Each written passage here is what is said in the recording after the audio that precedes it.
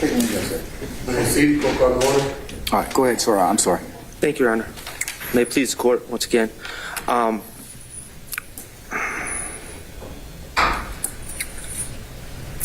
You're aware of the rules of evidence in Georgia?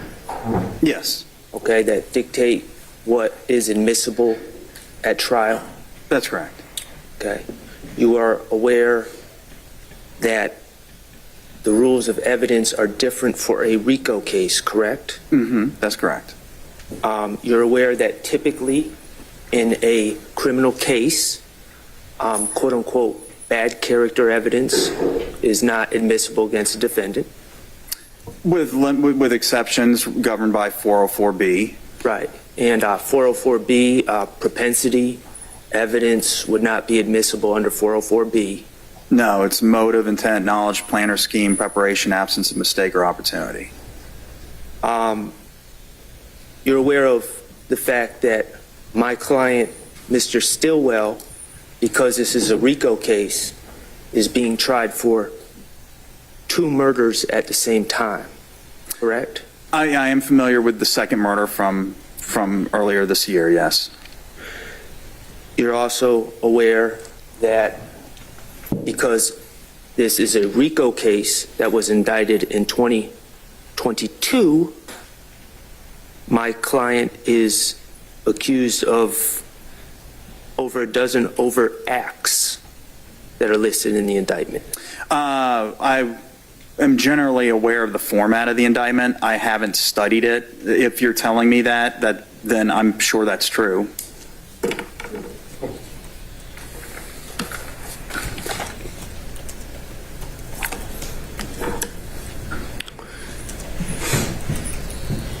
You would agree that oftentimes if people are simultaneously accused of 2 separate crimes, they receive different trials for different crimes, correct? Different allegations. Well, it would depend on if it was, for example, a crime spree based, temporal proximity being very close, that the incidents are almost considered one continuous incident, then you may indict them together. But particularly given the length of time between the 2 incidents, you would generally indict them separately, correct? Okay, so, and you're aware that the other murder that is alleged against my client is from 2022? Correct. You would agree that that would not have temporal proximity, correct? No, I would. No, if these were just 2 completely independent murders, I would not put the 2015 murder on the same indictment as the 2022 murder. They'd be 2 different murders under normal circumstances. As a lawyer, can you see where that would be prejudicial against my client? Well, yes, I suppose if you were to have 2 murders on the indictment, then the jury would be told initially that there was a finding of probable cause on not 1, but 2 different murders. And so I can understand that. What about evidence being presented and discussed about the actions of other individuals for things that occurred years after 2015? Would those typically come in for a murder that happened in 2015? Well, it would depend. If it was a gang-related murder, maybe. Because, when there's a gang charge that's placed on somebody, then there's a lot more evidence that can come in related to the street gang. What about if your office decided to indict this 2015 incident in a timely manner and didn't wait till 2022? Would this case have already been tried? Objection as to speculative and argumentative. I sustain the objection. Are you, through your investigation, did you come across a gentleman by the name of Turman Stillwell? I did. Yeah, Detective Thorpe and I spoke with him, I believe, in early 2016. Okay, and Turman Stillwell, who found Turman Stillwell? I believe it was Detective Thorpe. It wasn't me, so it must have been Detective Thorpe. And I don't recall how he learned about Turman Stillwell. Ever ask Detective Thorpe about the circumstances on how he found Turman Stillwell? Objection, Your Honor, as to the relevance. Yeah, what's the relevance, sir? mean, this is the investigation we've been talking Hold on, about. Mr. Sprinkle, what's the, This is the investigation we've been talking about that we admitted this report as part of, and I'm asking about the investigation. I'm cross-examining the investigation. I'll rule the objection. Go ahead, Mr. Sprinkle. Thank you, Your Honor. Go ahead and answer that.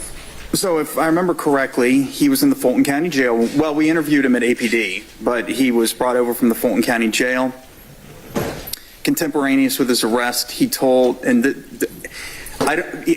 what I remember, he definitely told somebody with the Atlanta Police Department that he had information on the murder. And if I remember correctly, it was the members of the Apex unit. They may have been the ones that arrested him.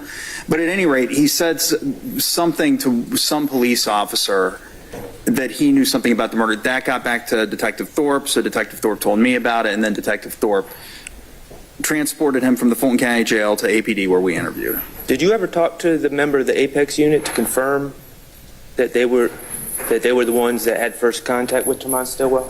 I don't recall.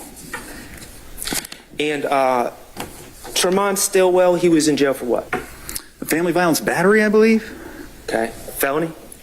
I don't remember if he was a recidivist or not. It may have been, I just don't remember. And who was he accused of battering, beating? I think it was his wife, if I remember What's correctly. her name? That I don't recall. Would it be Venetta Guffey? That's it. Okay. And so Mr. Stillwell, Turman Stillwell, let me be clear. Turman Stillwell came to your attention, and did you have an opportunity to speak with Mr. Stillwell? I did. And when was this? March 22nd, 2016. So we're still back in 2016. We are. Okay. And did Mr. Turman Stillwell claim to know my client Shannon Stillwell? Yes, I believe he said that they were relatives. They were related. Like Mr. Stillwell, Turman Stillwell, said that he was his cousin, if I remember correctly. Did you ever confirm that there was any family relation? Well, apart from their last name being the same, or one of Mr. Stillwell's, Shannon Stillwell's last names, because he was known as either Jackson or Stillwell. I mean, even back in 2016, I knew that was one of his aliases. I was never completely clear as to which name was actually his name, Shannon Jackson or Shannon Stillwell. Okay, well, let's just benefit of the doubt, it's Shannon Stillwell. Did you ever independently, other than they had the same last name, confirm that there was any relation between the two? I don't remember. But Turman Stillwell claimed that he was Shannon's uncle. I thought it was cousin. Cousin. Okay. Yes. Cousin. And Turman Stillwell was in jail at the time that he met with you guys, correct? I know that you brought him over to APD headquarters, but he had pending charges. That is correct. Okay. And he gave you some information he claimed could be used against Shannon Stillwell. That is correct. Okay. And he claimed that back in 2015, Shannon Stillwell ran up to him while he was walking with his wife in the park. That is correct. Did he indicate which park? I don't recall the park. I just recall it being August, or it was sometime during the fall of 2015 that Turman Stillwell, as he strolled through the park with his wife, Miss Guffey, he came upon Shannon Stillwell, who complained of getting shot at some point in the very recent past, and that the reason for this was that he had participated in the murder of Donovan Thomas. Okay, and according to Mr. Stillwell, according to Turman Stillwell, Shannon Stillwell said that Kenneth Copeland, the state's witness, was also involved. That I don't. Yeah, actually, I think he did say that. Now that you mentioned. Yes. Okay. And if Turman Stillwell was to be believed, that would be a confession coming out of Shannon Stillwell's mouth. A third-party confession. Yes, sir. Okay. And of course, as we saw with Mr. Wright, Mr. Stillwell, Turman Stillwell, had pending charges at this time. He did. And as an investigator, you wanted to corroborate what Turman Stillwell was claiming that he had witnessed. That's correct. And you were also aware that there were many street rumors going around at that time. There were, yes. Okay. So you sought to corroborate the statement of Turman Stillwell. That is correct. And you decided to call in Miss Venetta Guffey to talk to her about the situation, correct? That is correct. Okay. And speaking of Venetta Guffey was important because she was the person that Turman Stillwell claimed was his wife, That's correct. and that Turman Stillwell was claimed was present when Shannon Stillwell supposedly made this statement, correct? That is correct. Okay. And you were able to speak with Miss Venetta Guffey, correct? Yes, I believe, I definitely remember speaking with some female after that Turman Stillwell interview, and it was related to that interview, and it didn't go very well. Okay, now, Mr. Sprinkle, I want you to know that I have no objection, of course, subject to the judge's rulings, to you referring to your notes to answer these questions. I'm actually referring to the Exhibit 11 to... Your report. Right. Right, and I have no objection to that at all. I Okay. want, so we're clear on this. What page are you on? Well, the pages aren't numbered, but I'm on the page that starts with on May 11, 26. Oh, well, it just so happens I'm on the right page. All right, cool. All right, so it was on May 11, 2016 when Detective Thorpe and I interviewed Venetta Guffey on the 7th floor of my office, the DA's office. Okay. And you said it was you and who that interviewed her? Detective Thorpe, Jim Thorpe Jr. with the Atlanta Police Department. And how did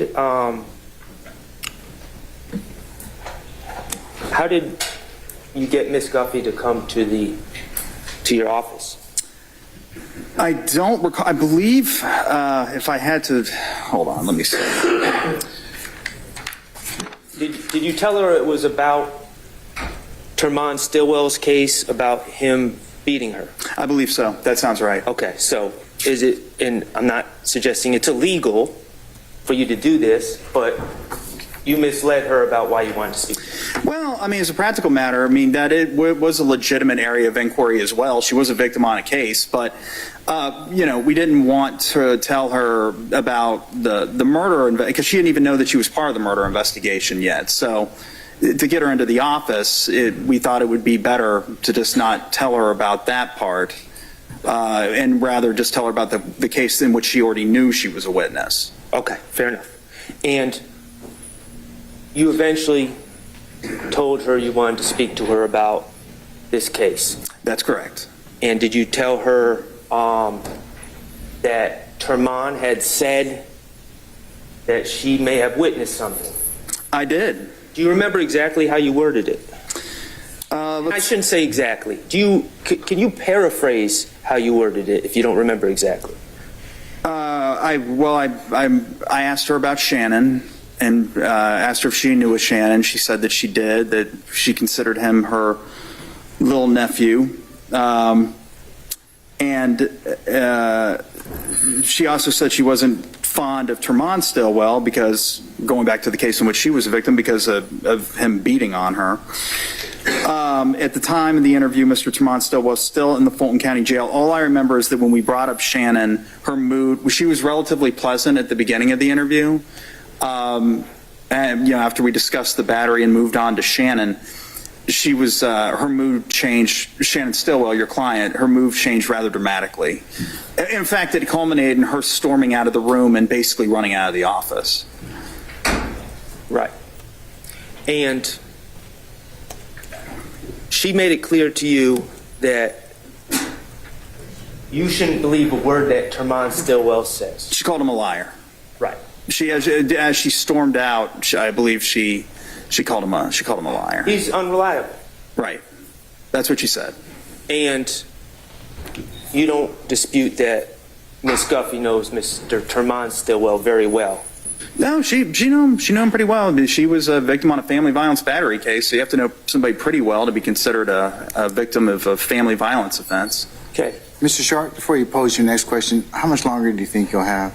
I was about to ask like 3 more questions. Oh. Unlike Mr. Menendez, I think I'm being... Who's 2 is not really 2? Right. Okay, all right. Okay, well, I'll be the judge of that, okay? This is number 1 coming up right here, okay? Pressure on. Mr. Sprinkle, did Ms. Guffey indicate to you that she was not... Did she ever indicate to you that she had heard Shannon Stillwell say anything about a murder? No. Without even refreshing my recollection, I mean, the interview ended pretty abruptly after she realized that we were asking about Shannon Stillwell. It wouldn't have even got, she was no longer participating in the interview, essentially. Towards the end, I was trying to ask her questions as she ran away from me, so. She told you that she doesn't know anything about the statement that Shannon Stillwell allegedly made to Turman Stillwell. That's correct. That Turman Stillwell claimed that she witnessed. That's correct. Okay. Are you aware of where Ms. Venetta Guffey is now? Well, I've been told, and this I haven't independently verified it, but as of yesterday, it's my understanding she's deceased. Okay. She didn't die yesterday. I learned about it yesterday. Right. I beg the court's indulgence just briefly.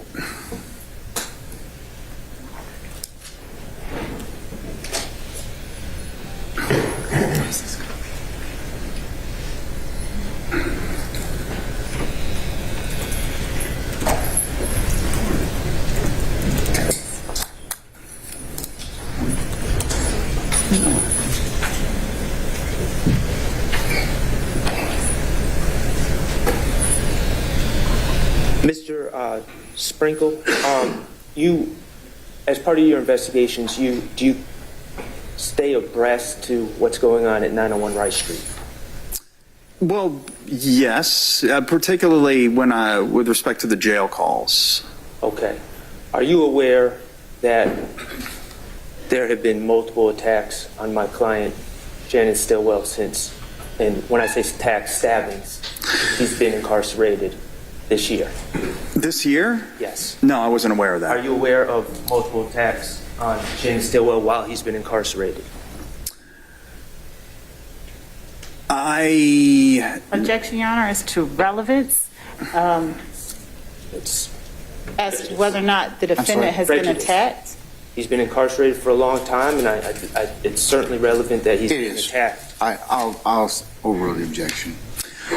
I remember a time in late 2015, which would have been around the time he was arrested. He was actually a witness on a murder case.